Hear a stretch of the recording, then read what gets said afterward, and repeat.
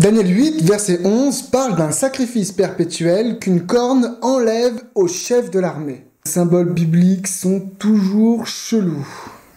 Mettons tout de suite les choses au clair. Dans l'original, le terme sacrifice n'existe pas. Il est simplement question d'un perpétuel. C'est le mot tamid en hébreu qui est utilisé. La plupart des traducteurs ont choisi de rajouter le mot sacrifice pour faciliter la compréhension du texte. Mais dans cette vidéo, nous allons voir que c'était aller un petit peu vite dans l'interprétation. Commençons par le contexte. De quoi nous parle Daniel 8 ? Daniel 2, 7 et 8 sont 3 chapitres qui relatent des visions qu'aurait reçues le prophète Daniel et ils ont la même structure. En premier, nous avons la vision avec tout un tas de symboles prophétiques. Puis ensuite, dans un deuxième passage, nous avons l'explication. Dans Daniel 8, qui fonctionne de la même façon, on peut trouver à partir du verset 3 un bélier, puis ensuite un bouc, une corne, et enfin 2 personnes qui échangent et qui parlent de 2300 soir et matin, et ça se termine au verset 14. Puis ensuite vient l'explication au verset 20.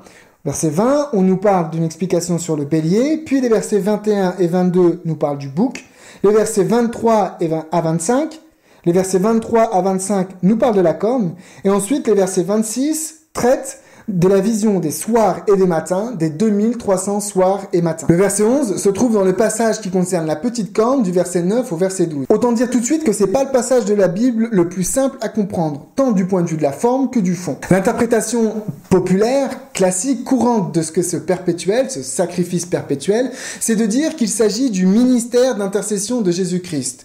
Pourquoi ? À cause déjà du mot sacrifice, même si on a vu qu'il était rajouté, dès qu'il est question dans l'Ancien Testament d'un sacrifice, la compréhension du Nouveau Testament nous oriente tout de suite vers quelque chose qui est associé à Jésus-Christ. Et le terme perpétuel est utilisé dans le vocabulaire de l'Ancien Testament du sanctuaire, et il fait référence à l'holocauste du soir et du matin, ou encore au pain de proposition, ces éléments qui représenteraient forcément le ministère de Christ. Sauf qu'on a un gros problème avec cette interprétation. Si vous regardez le texte que vous avez, il est dit que ce sacrifice perpétuel est enlevé par la corne au chef de l'armée. Le chef de l'armée, ce serait Christ, ou Dieu, et la corne, ce serait forcément un élément négatif. Tous les interprètes sont d'accord pour dire que la corne représenterait une puissance néfaste ennemie de Dieu. Donc une puissance néfaste serait capable d'enlever le perpétuel au chef de l'armée. Donc une puissance qui serait capable d'enlever le ministère d'intercession à Jésus-Christ. Donc on serait en train de dire qu'une puissance, quelle qu'elle soit, aurait la capacité d'enlever à Jésus-Christ son pouvoir d'intercession. Je vous laisse réfléchir là-dessus quelques temps et puis je reviens. Évidemment, non, on ne peut pas laisser dire quelque chose pareil. Vous n'avez nulle part dans le Nouveau Testament ou ailleurs dans la Bible une notion comme quoi une puissance inférieure, puisque Dieu est tout-puissant, une puissance inférieure aurait la capacité d'annihiler complètement l'outil de salut de Jésus-Christ, c'est-à-dire son intercession continuelle. On ne peut pas avoir une interprétation telle que celle-ci. Donc, qu'en est-il vraiment ? En fait, cette interprétation se base sur une analyse un petit peu superficielle du texte. Revenons-y. Revenons au contexte de Daniel 8 et intéressons-nous un petit peu aux symboles qui sont utilisés. Si vous regardez l'ensemble de ces symboles, ils renvoient tous au champ lexical du sanctuaire. On nous parle d'un bélier et d'un bouc qui sont effectivement 2 animaux qui pouvaient être utilisés dans les sacrifices. On va nous parler de 4 cornes et même d'une corne, et ces éléments-là faisaient partie de la construction des autels. Ils avaient tous 4 cornes à leur coin. Il y a aussi la notion d'élévation qui renvoie forcément à l'encens qui s'élevait comme les prières des saints. Le mot perpétuel, comme on l'a vu, qui renvoie directement aux causes des soirs et des matins, et aussi au pain de proposition. On nous parle 2 fois du sanctuaire d'ailleurs dans le texte, et encore une fois, les soirs et les matins renvoient à une image du sanctuaire. Mais si vous regardez aussi de plus près, ces symboles ont des problèmes. En effet, le bélier et le bouc, l'un a une corne plus grande que l'autre et l'autre a une corne qui se brise. Ils ne peuvent donc pas être utilisés comme des sacrifices. Si vous regardez au verset 20, 21 et 22, on nous dit directement ce que représentent le bélier et le bouc. Ce sont les Mèdes et les Perses et les Grecs, des puissances, des nations plutôt païennes qui vont à l'opposition de la religion du vrai Dieu. Et la corne qui suit est une corne qui est ennemie, nous l'avons vu avec le chef de l'armée, donc avec Dieu.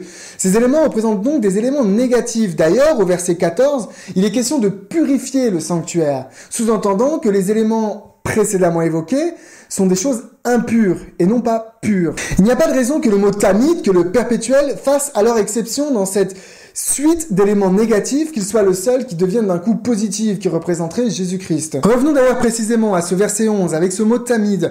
Il faudrait revoir un petit peu nos traductions en français. Par exemple, il y a le mot enlever qui est dans nos versions. Littéralement, il s'agit du mot roum. Roum, vous pouvez prendre tous les dictionnaires que vous voulez, dans sa racine, c'est une notion de élever, non pas enlever. Il y a une vraie dynamique de bas en haut, d'élévation.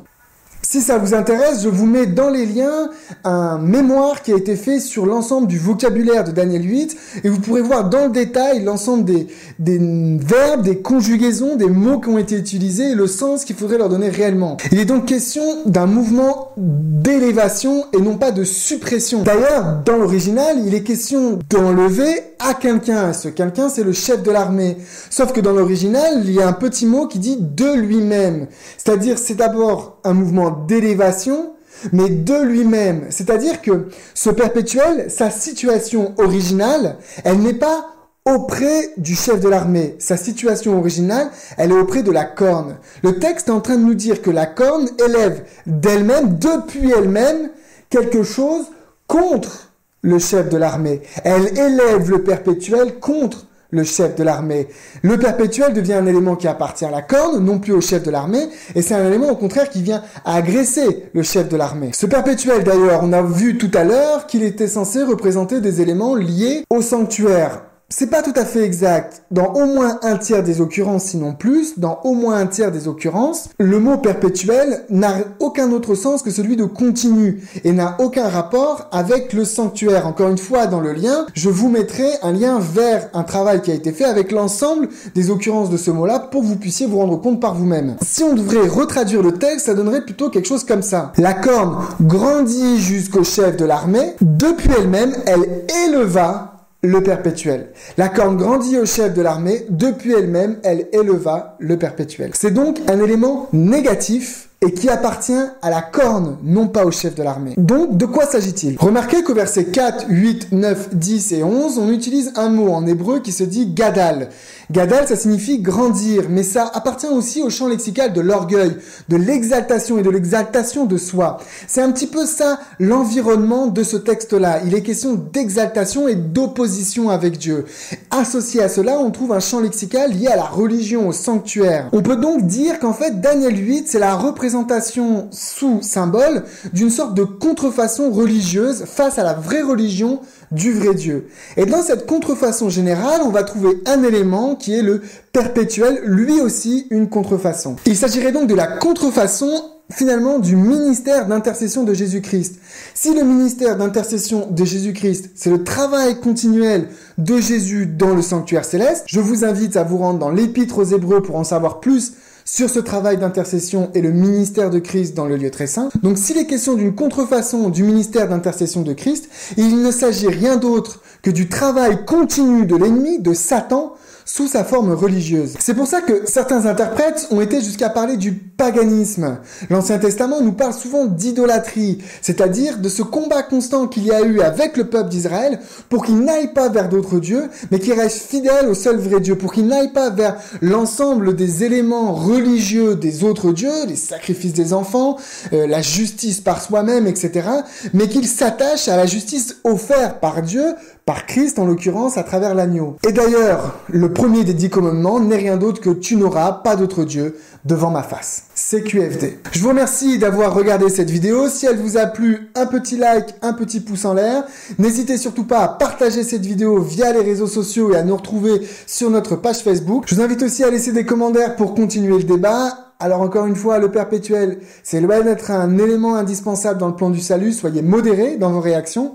Je vous mets bien sûr un ensemble de liens, de bibliographies pour que vous puissiez continuer à étudier le sujet par vous-même. Je vous invite d'ailleurs à acquérir un interlinéaire, un dictionnaire en hébreu et à prendre votre Bible pour aller vérifier par vous-même l'ensemble de ces éléments et vous faire votre propre idée. Que Dieu vous bénisse.